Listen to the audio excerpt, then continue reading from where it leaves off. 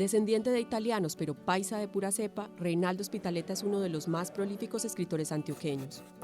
Comunicador social y magíster en historia, Spitaleta reparte sus días entre las clases universitarias, los talleres literarios, el programa radial Anverso y Reverso y las sesiones del Centro de Historia del municipio de Bello. Y le alcanza la vida para escribir, tanto que ya tiene en su haber más de 20 libros como autor y coautor.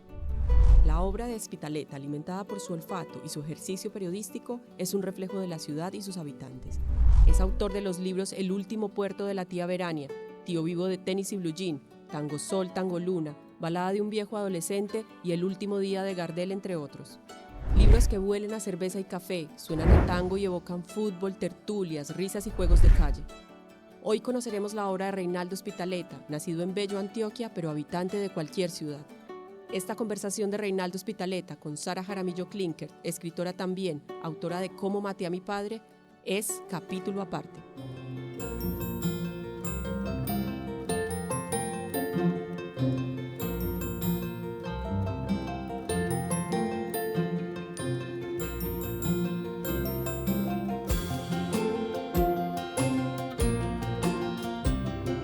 Yo quiero saber usted cómo hace para que le rinda tanto la escritura, si tiene algún método o cómo hace uno eso, porque claro, cuando uno es escritor novel, como lo soy yo, que me demoré 2 años escribiendo una novela y entonces yo hago las cuentas y yo digo, para yo llegar a 20 libros, o sea, no me va a alcanzar la vida.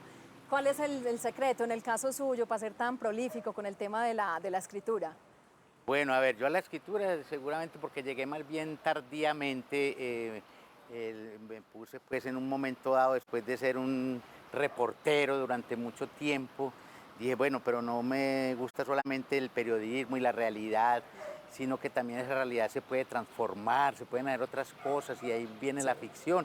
Y yo creo que el método en este caso es no tener un método pues científico ni nada, pero sí una cosa que se llama disciplina. Entonces esas lecturas que uno hizo pues desde la adolescencia y la juventud siempre les llamaba la atención que los escritores decían que ante todo pues el secreto digamos está en la disciplina. Pues usted puede tener talento y puede tener otro tipo de facultades, pero si no hay disciplina no hay nada. ¿Y tu disciplina es cuál? ¿Vos tenés claro que te levantas todos los días a una hora y te sentás a escribir un número determinado de horas? ¿O qué tanto es la exigencia con uno mismo? Porque es que eso es lo que tiene escribir, que uno hay veces es muy autocomplaciente y dice, no, hoy no estoy inspirado, hoy no voy a escribir. Y realmente uno solamente escribe si se sienta y escribe, Sí. ahí no hay inspiración, ahí no hay nada. Claro, ¿Tenés algún claro, régimen entonces, así? Exactamente, entonces la inspiración, eso ha sido todo un mito, pues una cosa que hasta Picasso se burlaba de eso en cierta medida, porque el trabajo es lo fundamental. Yo creo que el trabajo y la disciplina y el sudor, pues es lo... No, yo no tengo una cosa predeterminada, pues que entonces me voy a levantar a las 6 de la mañana y hasta las 2 de la tarde voy a escribir. No, a veces me levanto a las 6 y leo, o me levanto a las 6 y doy una caminata, porque eso hace parte también, los registros como de la vida cotidiana, también son parte de la vida del escritor, ¿cierto? Todo hace parte de la vida del escritor, no solamente el sentarse frente a una pantalla o un cuaderno. Claro, es que la vida es lo que nutre Claro. lo otro. Si uno no sale y vive, ¿de qué va a escribir después? Eso, entonces esa vivencia y ese mundo pues de la afuera también me parece muy interesante para el escritor, y yo creo que de todas maneras la educación y la cultura como periodista me ha servido también para ese afuera, ¿cierto? Sí. Porque de todas maneras los temas están más afuera que adentro, aunque uno ya los va enfocando, tratando a su manera, etcétera. Pero ¿cierto? usted podría decir que todos los días le dedica por lo menos una sentada. Sí, por lo menos, sí, por lo menos una sentada, no solo a escribir, sino la otra parte fundamental es la lectura, los libros, contactarse con otros tiempos, con otros escritores, con otros tonos, con otras voces. Entonces yo siempre, pues no pasará un día en que yo no haya leído mínimo un párrafo de otro escritor o de algún sociólogo, de algún historiador. Digamos un poco de cosas que nutren, en el caso mío, pues mi literatura y mi periodismo. Y otra cosa que me asombra, Reynaldo, además pues de lo prolífico que es con la escritura, es que usted hace muchas cosas. Usted ha hecho cuentos, usted ha hecho novela, usted tiene columna, usted tiene libro de ensayos, usted tiene un montón de libros con coautorías, fuera de eso tiene un programa de radio, fuera de eso da talleres de escritura. Pero bueno, si nos centramos en lo literario, Es muy amplio el espectro de cosas que ha hecho y eso me surge a mí la pregunta, ¿de dónde saca tanto tema? Porque es que es muy demandante encontrar tema para producir una columna y luego para producir un ensayo y luego si estás escribiendo una novela o algo específico para meterle el diente a esa novela. ¿De dónde saca usted tantos temas o de dónde los mira? Bueno, yo sé que te patoneas la ciudad y lo dije ahora, pero ¿de dónde más sale? No, bueno, la vida eso es, digamos, una fábrica de temas, ¿cierto? Pero también está la historia, pero igualmente, de alguna forma, la misma actualidad son cosas que van nutriendo al escritor, al periodista, al ensayista, las lecturas. Yo creo que a partir de ahí, entonces, uno hace de aquí y de allá, toma cosas que son más del periodismo y entonces las columnas, por ejemplo, mis columnas del Espectador son ante todo asuntos que tienen que ver con el poder. Yo desde que las columnas de opinión tengo como muy claro cuál va a ser mi territorio y es el poder, los cuestionamientos a fondo a ese tipo de poderes, de manifestaciones de la inequidad, de las injusticias, eso en cuanto al periodismo de opinión. Pero en cuanto a lo otro, pues está la ciudad, cada escritor va creando su territorio, uno se demora mucho en crear su propio territorio, creo yo, y en mi caso pues descubrí, sobre todo para ciertas ficciones, que mi familia, pues y la familia en general, ese es mi tema, digamos, de enfoques en algunas de esas ficciones, en el tratamiento de esos temas que tienen que ver con familiares, con la vida interior. Y el otro, pues supuesto lo que vos decís, la ciudad, siempre son como, digamos, mis dos variables fundamentales en las tres novelas que he publicado, pues la familia y la ciudad, ese afuera, pero también ya en los ensayos, la literatura yo creo que me ha nutrido mucho, desde el viejo Montaigne, pues que cuando conocimos esos libros de los ensayos de Montaigne, a mí por lo menos cuando esas lecturas de hace ya bastante tiempo de juventud, me impactaron mucho. Y dije, ve, algún día voy a escribir ese género que me parece dificilísimo, pero que a la larga tampoco es tanto, es muy personal, ¿cierto? Entonces uno no se puede complicar la vida diciendo que hay que escribir como Montaigne, o hay que escribir como Steiner, o hay que escribir como no sé quién. No, yo en este caso pues descubrí también mi propia voz para los ensayos, son los ensayos de Reinaldo Spitaleta, creo que ya ahí más o menos están definidos y que casi todos tienen que ver como con la literatura, ensayos literarios los llamo yo. Sí, sí. Reinaldo, ahora que usted habló que una fuente de la que bebe inspiración es la familia, yo siempre he tenido la duda si la tía Verania es veraz, porque me parece una mujer que podría ser perfectamente paisa, y aquí el tema de las brujas y de que lee el cigarrillo y de que estas cosas se me hace tan paisa y siempre he tenido la duda. Bueno, ese es un ejemplo de una novela que bebió de su propia historia familiar. Claro que sí, es una, digamos, la novela está basada en buena parte pues en la vida y peripecias y vicisitudes de una tía que no se llamaba Verania, desde luego. Evidentemente no, y que tuvo pues conmigo una gran relación familiar desde la infancia es muy interesante también. Sí. ¿Y por qué esa gran relación? Porque era una mujer extraña, ¿cierto? Extraña en el sentido de que manejaba una serie de asuntos que eran muy estrambóticos aquí, como la lectura de la ceniza del cigarrillo, del tabaco, de la borra del café. Y entonces ella era una mujer que dominaba la palabra y se inventaba historias y vos llegabas a que te hiciera la suerte y la gente quedaba fascinada con lo que ella les iba diciendo. Y entonces imagínate un niño o un adolescente también, uno viendo todas esas cosas de una tía extraordinaria, porque no todos tuvieron la fortuna de una tía como esa, ¿cierto? Que realmente se llamaba la tía Betsabé y le decían Bersa. A partir de su muerte en Venezuela, porque ella fue en esa época de esos primeros, digamos, gente que se fueron, cuando emigrantes, cuando Venezuela pues era también como una Venezuela. suerte de sueño, ¿cierto? Sí. Para los colombianos y llegaron allá y ella allá permaneció hasta su muerte. Entonces cuando me enteré de su muerte pues que me puse a evocarla y a escribir la obra. Sí, bueno, me puedo imaginar lo que lo marcó, pues porque uno no ha escrito un libro de alguien que no le haya dejado como una huella honda en la vida. Y ya siguiendo con el proceso de escritura, Reinaldo, yo quiero saber si usted es del tipo de escritor neurótico que tiene que estar encerrado, que no admite ningún tipo de ruidos o que le hablen, o es de los que le estorba la gente, vivir con alguien, le estorban para escribir. Bien. Que es que oye uno todo tipo de historias y bueno, a mí me genera curiosidad saber cada escritor cuál es su pequeño mundo donde se encierra a escribir. Es una linda curiosidad esa, vea, El periodismo para mí ha sido una gran escuela. Entonces Ajá. uno de reportero no va a tener nunca las condiciones ideales ni de silencio, ni de armonías, sino que por un lado uno está en la calle buscando toda esa información y datos y corriendo para allá y para acá, el acelere y llegar a una sala de redacción que es lo más fabuloso, por lo menos que había, digamos, en la época de los años 80, eso es un estremecimiento, un frenesí, y ahí no hay condiciones ideales. Ajá. Yo recuerdo a una colega mía que lloraba porque no había silencio. Le dije, pero no te puedes, Sí. para nosotros los periodistas no podemos estar, No pueden exigir exigir, no, no ni se puede exigir silencio ni nada. silencio. Entonces eso yo creo que me dio también esa posibilidad del clima. Yo no tengo problema en si hay bulla afuera, Ajá. si hay un baile de reggaetón enseguida del vecino.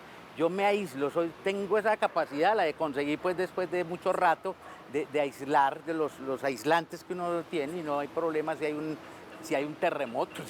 No, en serio. Entonces no tengo esa dificultad.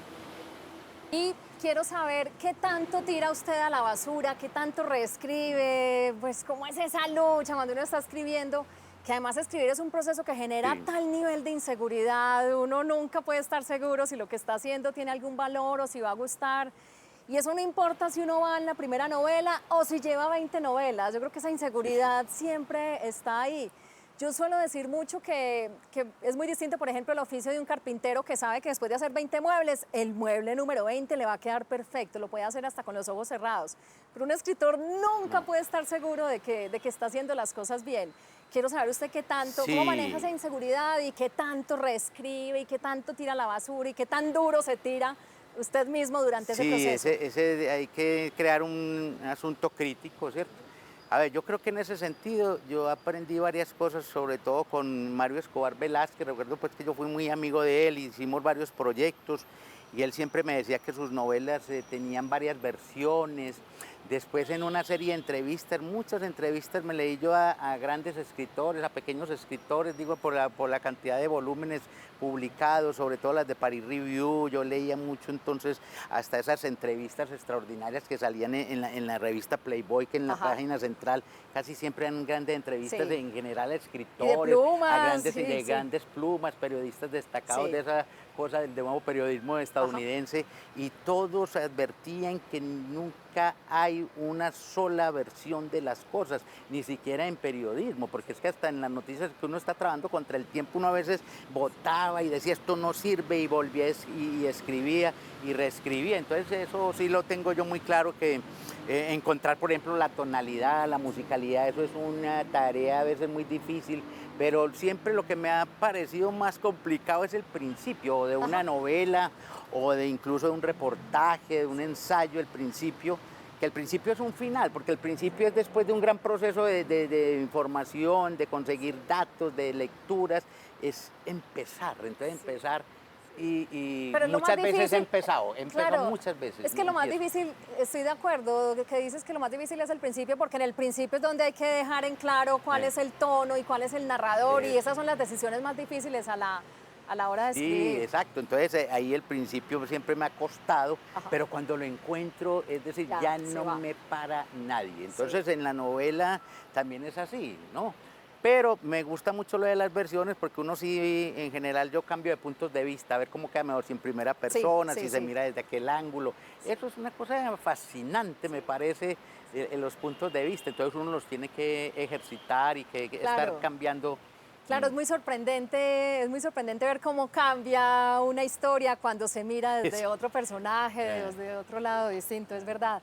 Y Reinaldo, cuando uno escribe normalmente tiene a alguien de con mucha confianza y de criterio a quien le da a leer sus textos. ¿Quién es ese alguien que lo lee a bueno, usted y que le da no, opiniones claro, no, a y ver, que le dice las cosas buenas y las regulares y las malas?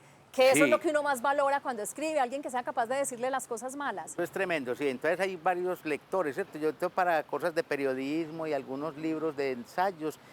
Tengo a Marcela, que es mi compañera y que es una muy buena lectora, entonces ella también es capaz de darme su punto de vista y volverme trizas. Ese es, con Memo Ángel también en muchas veces, pues Memo ha sido un gran compañero pues de literatura, de temas y esas lecturas previas que él hace, entonces es de mucha confianza tener una persona tan erudita y tan destacada como Memo Ángel que le lea a uno cualquier cosa. Para mí es un Ave privilegio, María, pues se lo impagable digo. un concepto ¿cierto? de Memo. Y a veces mi hermano Sergio también le paso algunas cosas y así por el estilo. Pues no siempre lo hago, ¿cierto? No siempre Sí. lo hago. Pero cuando son libros ya como de gran calado, Sí. pues sí pongo a alguien que me ayude en la lectura.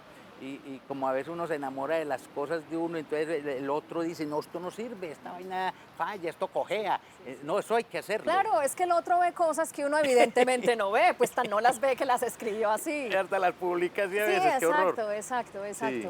Y por lo que me decías ahora del periodismo, bueno, deduzco pues que eres muy bueno para trabajar bajo presión entonces, con Sí. fechas límites encima. ¿Eso es beneficioso para tu escritura? Pues para mí lo fue, ¿cierto? Yo aprendí mucho a trabajar contra el tiempo, contra el cierre de edición, el síndrome ese que todos los periodistas pues tenemos y tuvimos, y sobre todo los de ciertas épocas hacia atrás, pues trabajábamos con una gran presión del tiempo, y eso a mí me ayudó mucho, me ha ayudado mucho eso, porque todavía ciertas cosas las escribo como pensando, figurándome que tengo que entregarlas a la revista o al periódico o al jefe de redacción.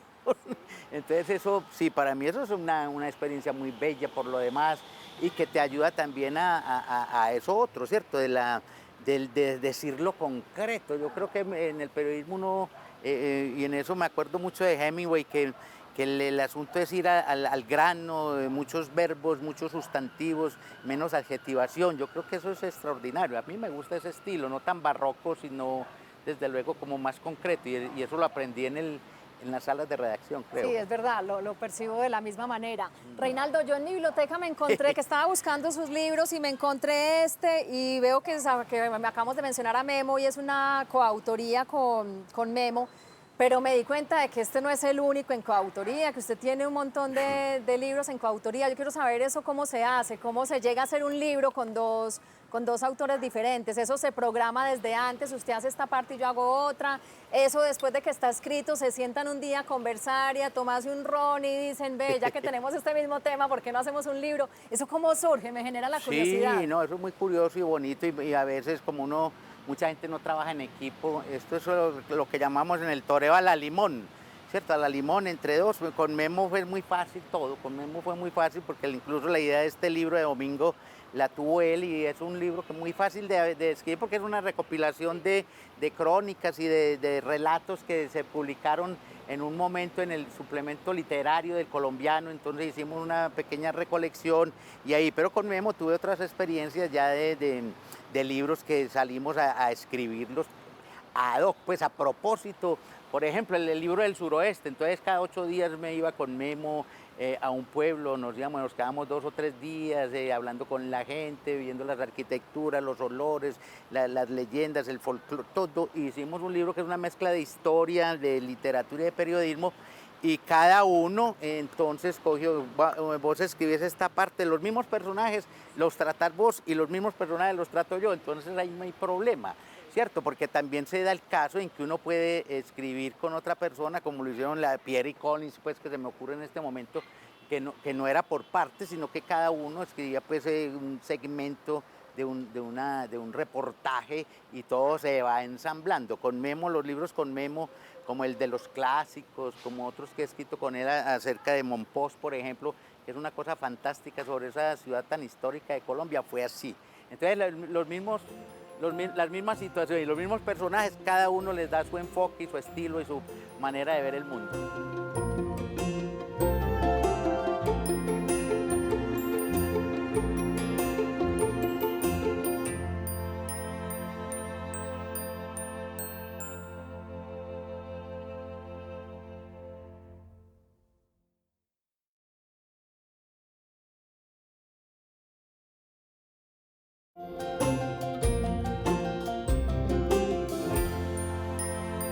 Reinaldo, yo no sé si hay poquitos autores hoy en día escribiendo sobre Medellín, o si los que lo están haciendo no tienen la suficiente visibilidad. Y se lo pregunto porque Medellín ha sido un tema supremamente recurrente en su obra y por lo menos a mí como escritora siempre me genera dudas qué tanto involucrar a la ciudad, a los lugares de la ciudad, qué tanto ponerle nombre a las calles y a los sitios y que la gente las identifique o qué tanto alejarme de eso. Y no sé por qué me genera esa duda, pues porque va uno a ver y ha habido grandes escritores que narran su ciudad, como Dickens narró Londres, o como Orhan Pamuk narra Estambul, o por poner un ejemplo de ahora, como Paul Auster narra Nueva York. Yo quiero que me dé su opinión sobre eso. ¿Nosotros como escritores nuevos le estamos fallando a la ciudad o qué pasa? ¿Por qué nos da miedo mencionarla? ¿Por qué nos da miedo inscribir a la ciudad en nuestra literatura? ¿Usted Claro, cómo lo ve usted? ¿Cómo claro, lo analiza desde, no, desde claro, su lado? eso da para una charla larguísima, muy bonita. Ahí confluyen varios factores. Uno, pues es el mismo del periodismo, que yo fui un reportero siempre de Sí. ciudad, de barrios, que siempre me propuse como mostrar en las páginas de los periódicos, no tanto la gente que tenía poder, sino los que eran víctimas del poder, no en el sentido pues de que los estuvieran pues masacrando, sino hay gente con unas historias bellísimas, los zapateros, los carniceros, los de las tiendas, los de las esquinas. Claro, Pues un poco, literariamente esas historias son muchísimo más valiosas que las de los poderosos, porque las de los claro. poderosos nos las han narrado mucho. Entonces ahí la ciudad se me fue incorporando, se me fue metiendo. Yo fui un niño y un joven, un adolescente de barrio, viví en muchos barrios, yo soy de Bello y viví por lo menos en 15 o 16 barrios de Bello. Eso también se va llevando en la sangre y también va haciendo que su territorio literario vaya a ser el barrio, la ciudad. Y Medellín siempre desde muy pelado, a mí me llamó la atención la ciudad. Yo fui desde niño con mi mamá a Guayaquil, desde que Sí. tenía 3 o 4 años. Tengo esas imágenes de esa plaza de mercado, así como me paseaban por Junín o por la playa. Y todo eso se incorpora, eso se va quedando en algún lugar recóndito de uno y después flota y sale. Y me parece que la ciudad siempre será un tema extraordinario en literatura, pues son decenas los escritores, aparte de los que nombraste, muchos. En Medellín yo creo que hay suficientes Sí. escritores que han hablado de nuestra ciudad, Sí. la han desarrollado, han cogido pequeños territorios o tramos de esta ciudad, escritores de barrio, en la poesía, en los relatos, pues son tantos, no sé si mencionarlos, pero son muchos, ¿cierto? Pudiéramos hacer un listado aquí bastante amplio. Yo creo que le han dado a la ciudad también una dignidad, ¿cierto? Por ejemplo, desde Darío Ruiz, para decir como el decano de los escritores vivos en Medellín, Fernando Vallejo, Juan Sí, Diego, claro, Porras, claro. Macías, Memo Ángel, que es tan universal en muchas cosas, pero también tiene a Medellín. Pues son Y mire, muchísimos. muchos tienen la particularidad suya y es que han sido cronistas antes y eso definitivamente pues un conocimiento importante y un reconocimiento sobre todo de la valía de los personajes que hay en la ciudad. Claro, claro. Entonces la ciudad es un motivo de inspiración. Yo últimamente me he vuelto hasta urbanista, ¿cierto? He leído Ajá. muchos libros sobre las ciudades, sobre la ciudad, Bueno, y tienes un sobre programa de planeación. Tengo un radio programa de radio que es precisamente sobre la sobre eso. ciudad, las historias, Sí. los barrios, los personajes, los lugares, todo esto tan bonito que es tener como referente siempre a la ciudad de uno, pues. Sí, sí. Y seguís siendo tan curioso como lo eras en tu época de cronista, de caminarte la ciudad, de meterte a recovecos, de ir a barrios a los que nadie va. Pues, ¿Todavía conservas esa pero curiosidad las y eso es lo ganas, que sí, haces? digamos últimamente, pues no, por la pandemia y Así muchas no, cosas, obvio pues, no, obvio pues no, no, pero yo sí, sobre todo el centro es como mi lugar más querido de Medellín, es el centro, pues porque tengo muchas historias del centro, todos los días lo recorro, prácticamente todos los días hago recorridos por el centro. Yo vivo en un barrio como ese, el viejo barrio Prado, tan lleno de historias, de arquitecturas, de jardines, entonces ese también me lo recorro, voy mucho por la Universidad de Antioquia y la zona norte. Pues a mí me parece que a veces me doy unas caminatas por El Salvador, Buenos Aires, el tranvía, y he descubierto que la gente volvió a caminar, ¿cierto? Volvió a caminar, por ejemplo, esa calle tan fundamental que Carrasquilla la narra tan bonito, la de Ayacucho, está llena de caminantes, de viandantes. Yo creo que sí, no, yo sigo con eso, pues ya no voy a barrios que iba tanto como a Santo Domingo y a los barrios como Castilla y otros donde iba uno a hacer era trabajo periodístico, pues muy poco, ¿cierto? Pero sí están como en la mira también, porque en cualquier momento yo soy alguien que arranca, así, entonces voy para Belén Los Alpes y así. pues creo que me conozco toda la ciudad, ¿cierto? Me la Puedo conozco y me imaginar. parece que también no solo en lo físico, sino que me ha interesado mucho la historia de la ciudad, ¿cierto? La literatura sobre la ciudad, todo eso me parece encantador y creo que eso es uno de mis territorios clave. Yo no sé si usted es consciente de algo, Reinaldo, y es que si el centro se sigue desdibujando como lo ha venido haciendo, va a llegar un momento en que como el testimonio va a ser lo que esté escrito sobre el centro. Y por ejemplo, en el caso suyo, que ha escrito tanto allí, que ha pescado tantas historias en ese lugar y ha visibilizado a tantos personajes, a lo mejor ese va a ser el referente de centro que tengan, no sé, en 50, en 100 años. Sí, claro. Es muy teso eso. Eso es muy lindo también, ¿cierto? Aunque no se hace con esa pretensión, sino por el gusto de ser un urbanita, ¿cierto? Un ciudadano, alguien que se preocupa por las paredes, por la calle, por la gente, por el movimiento. El centro eso es extraordinario. Es que 1.300.000 personas al día, pues en esta pandemia pues no, pero ese es el gentío. Ya normal. Y que es otro tipo de centro al que me tocó en la infancia y en la juventud, pero es un centro que todavía tiene esencialmente todas esas cosas maravillosas que es, por ejemplo, uno pasearse por Junín. Ajá. Y le digo que eso es un encanto todavía, pasearse por Junín, entre la playa y el Parque de Bolívar. Ese es un lugar que yo amo mucho. Reinaldo, hablaba ahora de sus estudiantes de periodismo y de su taller. Yo siempre he tenido la pregunta de, claro, pues es una institución en la Bolivariana, en el área de periodismo, y has dictado un montón de talleres y pues como mucho compromiso con el tema periodístico. Y a mí siempre como periodista me queda la duda de qué tanto se puede enseñar el periodismo. Y a veces siento que el periodismo es como algo inherente a cierta personalidad de ciertas personas, que en la universidad te pueden dar algunas herramientas, pero es que yo digo que el periodismo es prácticamente curiosidad. Claro, la curiosidad es inherente al periodismo, al buen periodista, el hacerse preguntas, siempre Sí. será eso pues como una cosa necesaria. El mostrar ejemplos de grandes periodistas, a mí me parece.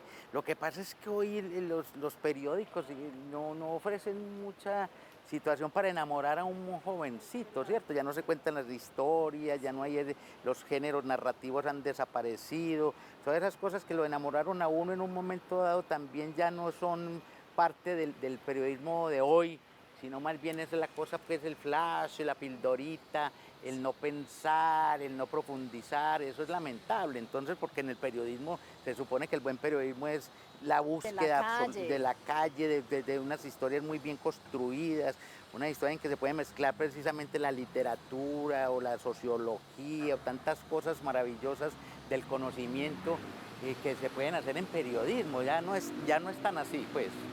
Entonces, Reinaldo, y precisamente por ahí va mi próxima pregunta, porque que va un poco ligada a la anterior. Y es que yo siento que hoy en día, pues cualquier persona que tenga un teléfono, que hoy en día todos los teléfonos tienen cámara y tienen la capacidad de transmitir de manera inmediata, entonces cualquier persona podría hacer periodismo entre comillas, y es un periodismo que se está haciendo, y uno ve la cantidad de veces que se reproducen, por ejemplo, esas historias y las ven mucho. Yo quiero que usted me dé como su punto de vista sobre eso, sobre qué tanto está afectando eso al periodismo de calle, usted que fue de esa época. Claro. De oro, de los cronistas que sí salían a la calle, que sí hablaban con la gente. Es que yo hoy en día he hecho entrevistas en las que ni siquiera me veo con el periodista, me manda un WhatsApp con la pregunta y yo le mando un WhatsApp con la respuesta. Y a mí como periodista eso me genera muchas preguntas. Porque yo digo, claro, ¿dónde está la investigación? ¿Dónde está lo otro? ¿Es válido como se está haciendo hoy? No. ¿Tiene algo positivo que rescatar? ¿O Puede ser. definitivamente estamos muy mal? Son más parte de las fuentes de información o de desinformación. Mira, hablemos otra vez de los géneros. A mí me gusta mucho hablar de una gran entrevista, no se puede hacer así ni por WhatsApp, ni las grandes entrevistas, pero un gran reportaje tampoco, ¿cierto? Entonces, si desaparece la figura del reportero, la figura del que es alguien que pregunta, que está oliendo, que está olfateando, que está viendo, que oye, que palpa, ¿cierto? Si eso se pierde, por supuesto caemos en esa suerte de facilismo de la tecnología. Yo no estoy en contra de la tecnología porque es un medio y una facilita incluso la cosa de las fuentes, de la consecución de las informaciones más rápido, pero eso ya en las redes ya no es periodismo, pues tanto que hoy es el género pero que se usa es la falsa noticia, Sí, sí, sí. ¿cierto? Entonces cualquiera saca es muy fácil provocar lo que quieras con las redes, porque entonces el periodismo, que es una cosa que hay que estudiar, que el periodismo es parte de un asunto que se llama, es una disciplina, digamos, que es de la ilustración, ¿cierto? La ilustración, el periodista ilustrado, el periodista que tiene que saber de historia, que tiene que saber de literatura, que tiene que saber de urbanismo, ese es el periodista ilustrado, ¿cierto? Ese es el Kapuscinski, ese es el John Reed, esos grandes paradigmas del periodismo no han desaparecido, digamos, eso se volvió ya no en los medios tan usual, pero siguen sacando, hay grandes periodistas con sus libros, ¿cierto? Con sus reporterías intensas en la calle, en el mundo, de acá para allá, el caminante. Eso no es desaparecido, sino que lo masivo, pues lo que se ha impuesto es esa cosa tan fácil del consumo de tonterías, pues llamémoslo así.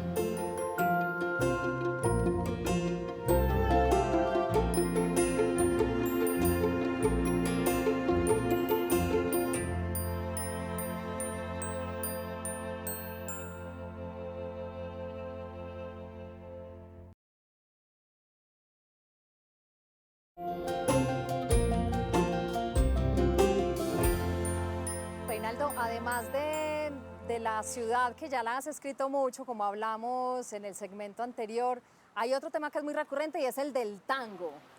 El tango se te cuela por todos lados. Yo quiero saber de dónde salió esa fascinación del tango y cómo te ha servido como instrumento de inspiración, que te ha permitido volcarlo en novelas, en cuentos, en ensayos, que te ha permitido un montón de cosas, literariamente hablando. Sí, claro, el tango, vea, yo soy de una ciudad obrera que se llama Bello, Sí. y que en mi época de infancia y de adolescencia, en cada esquina de Bello había un cafetín, un bar, y en cada bar había un traganíquel, y en cada traganíquel sonaba y molían día y noche tango, ¿cierto? Yo no le paraba bolas mucho porque los tangos son más que todo historias tremendas, o sea, para gente como para adultos, ¿cierto? Ajá.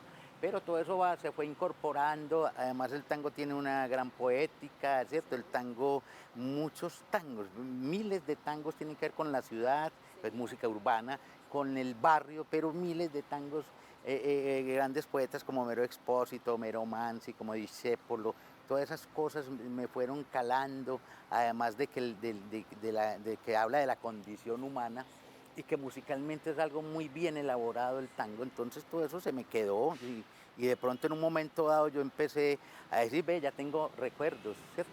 Ya tengo memorias, ya tengo nostalgias y el tango me dio entonces la posibilidad de leer libros de tango, de ilustrarme más sobre el tango y sobre sus autores y compositores y en fin.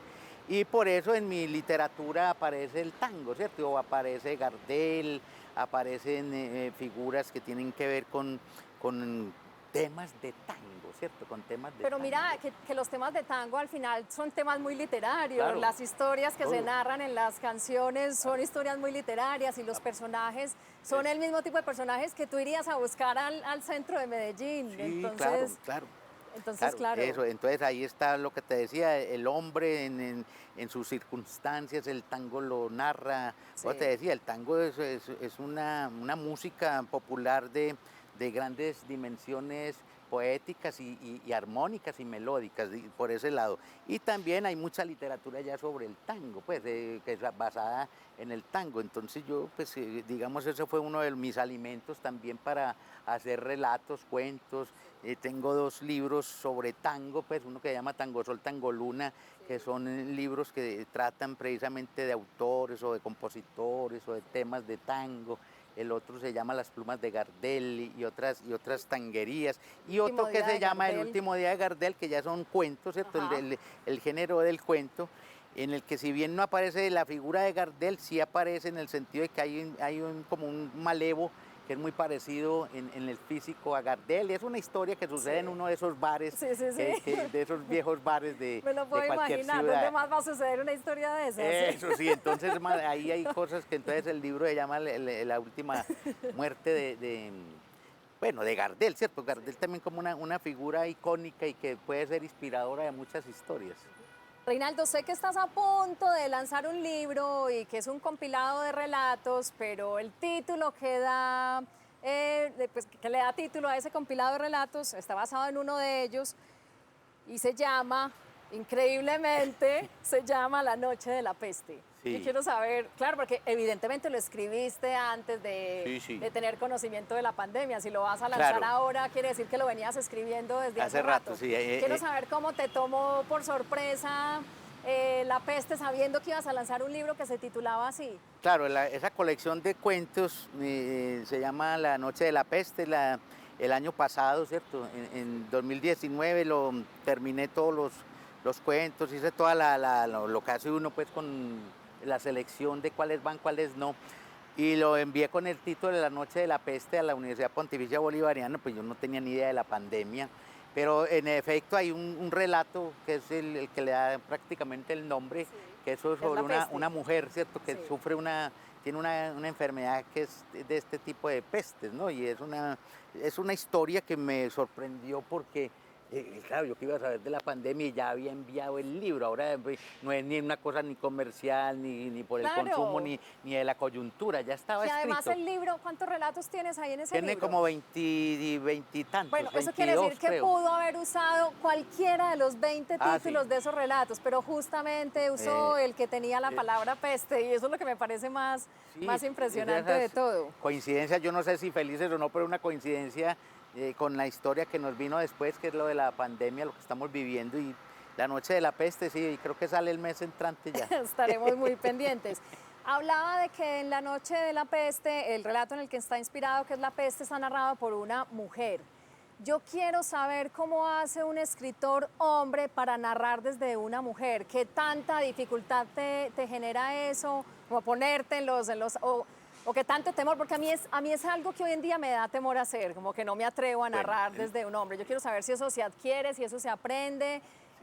Bueno, en fin, Bueno, ¿qué me puedes no, decir de muchas eso? cosas. Vea, la literatura, ¿qué es la literatura? Usted llega a ser otro, tiene que ser otros y otros. Eso lo aprendí yo hace muchos años cuando en esas entrevistas que le digo, me acuerdo de Marguerite Yourcenar con las memorias de Adriano, ella llegó a ser Adriano, una mujer Sí, llegó a ser Adriano, sí. pero también, digamos, en otros casos, como Flaubert que Madame Bovary.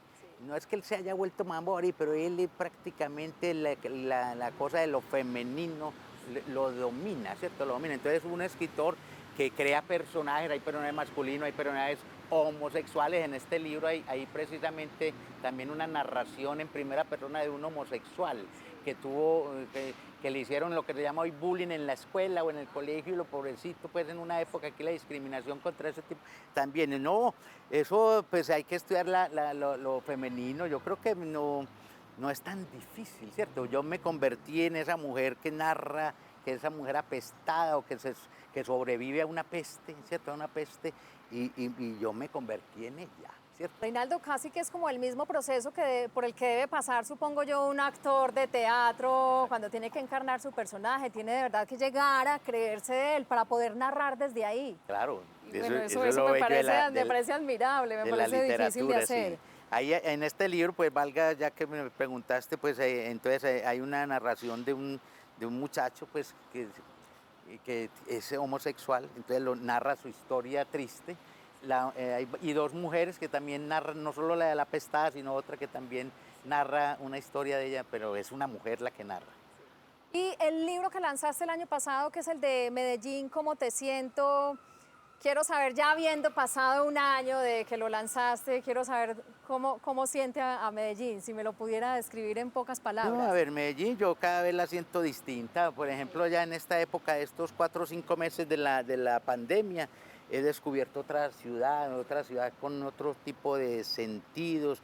Y se me ha transformado la ciudad. Es más, que creo que escribiría ya otro libro diferente al Eso te iba a Medellín. decir, ¿crees que literariamente el tema de la pandemia te puede Sí, jalar algo? Porque te sí. va a obligar a ver a Medellín con otros ojos con los cuales no los habías visto Esto antes. es un momento histórico realmente y para las ciudades, para el ser humano y para todo el mundo. Y entonces tengo muchas notas para un texto sobre esa otra ciudad de la pandemia. Ya he ensayado algunas cosas en Sí. pequeños escritos que he publicado, por ejemplo, en El Mundo y otras revistas, en fin. sobre qué es la ciudad hoy, ¿cierto? Como Sí, yo leí el de cómo la pandemia empelotó la ciudad. ese Quiero es que uno, hablemos de eso. eso sí, entonces como la pandemia, estas ciudades nunca fueron pensadas para la enfermedad, cuando en otros momentos, por ejemplo, hasta la tuberculosis crea una arquitectura, la lepra crea una arquitectura, ciertas cosas de las ciudades están pensadas y planeadas también para ese tipo de emergencias, nosotros aquí no, porque aquí se ha afectado, digamos, el derecho a la ciudad, la privatización de lo público, del espacio público, entonces es una ciudad reducida, además una ciudad llena de inequidades, ¿cierto? De inequidades que la pandemia, eso ya lo sabíamos, pero la pandemia las pone en evidencia y las saca a flote de una manera muy dramática y triste.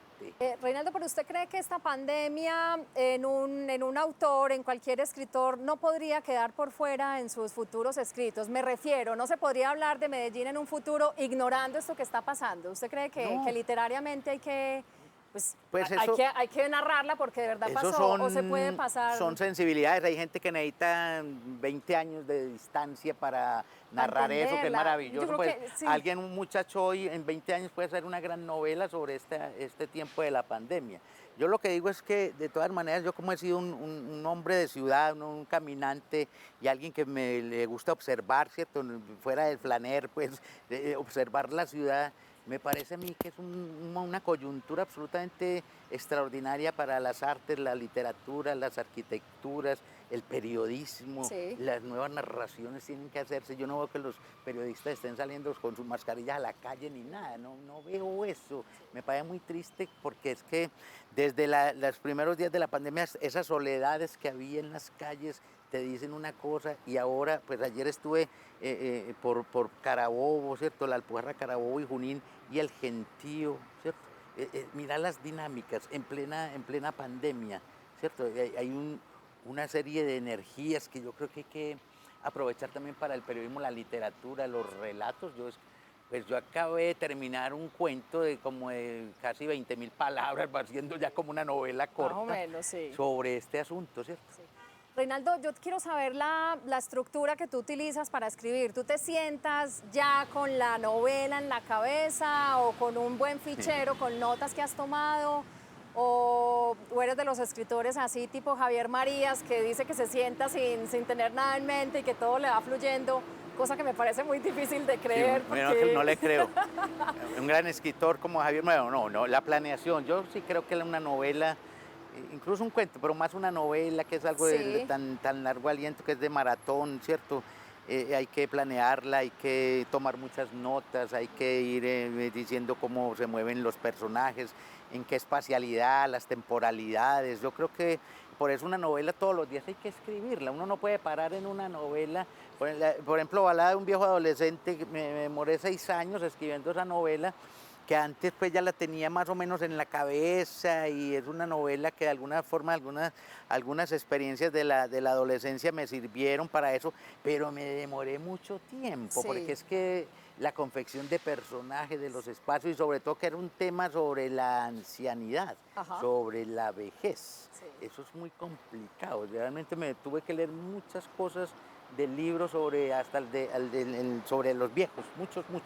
Entonces está básicamente planeado, o sea, usted tiene claro qué va a pasar en el capítulo siguiente, pero eso no le quita esa magia que no. hay veces pasa que uno se sienta a escribir y la historia coge por un Claro. lado inesperado. Eso dejas que fluya y que pase? Eso ¿O pasa. qué tanto tratas de ceñirte al No, libreto? la planeación es muy interesante porque sobre el camino vas variando, vas encontrando nuevas bifurcas, ese camino se bifurca, se trifurca. No, claro, la planeación es porque te permite el control general, ¿cierto? El control general sobre la historia. Pero hay unos personajes que van adquiriendo mucha más vida. Sí. Y uno dice, esto no lo había tenido en cuenta, pero ahí sí le creo a Javier Marías, por ahí se va uno. Sí, es verdad. Y esos personajes te arrastran y te agobian y soñas con ellos, y entonces, no, eso, claro, la novela también, digamos, tiene eso que se llama la espontaneidad, que es otro artificio, ¿cierto? Dar la apariencia de espontaneidad es un artificio, la literatura es un artificio, es decir, hay una gran preparación, una calistenia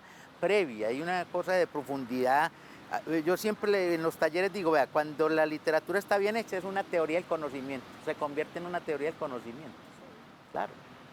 Y Reinaldo, Usted que ha hecho tanto periodismo y en el periodismo no está tan bien visto usar la primera persona, a no ser pues que sea una columna de opinión. Sí.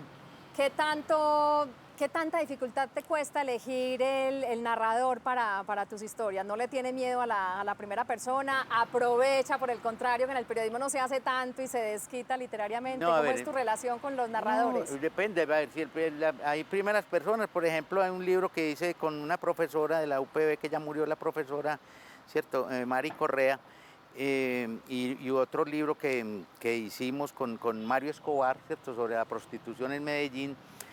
Son narrados en primera persona, pero no la primera persona de uno, sino la primera persona de los protagonistas, sí, de los que dan su testimonio, y tampoco es la primera persona tal como nos habló, sino que eso lleva una elaboración, como pasa, por ejemplo, en Los hijos de Sánchez, que es un trabajo antropológico, sociológico, y así por el estilo, o en los trabajos de Molano, que son unas primeras personas, pero del otro, lo que hace García Márquez con El náufrago, sí. Luis Alejandro es primera persona, pero es el otro, no es García Márquez.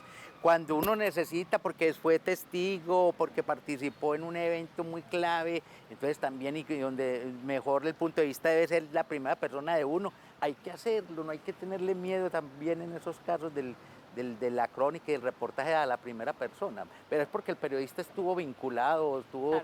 Ahí sí se justifica. Reinaldo, pues sabía que estaba ante una fuente inagotable de conocimiento. Yo creo que tu trabajo como profesor hace que todo entre y todo parezca tan fácil. Y bueno, en especial me quedo con algunos consejos literarios y nada, pues quería agradecerte por eso, por tu generosidad con la información, por enseñarme tantas cosas y pues sobre todo por el tiempo. Muchas gracias, una periodista muy bien, que se ve que te gusta el poema, además que sos escritora, muchas gracias.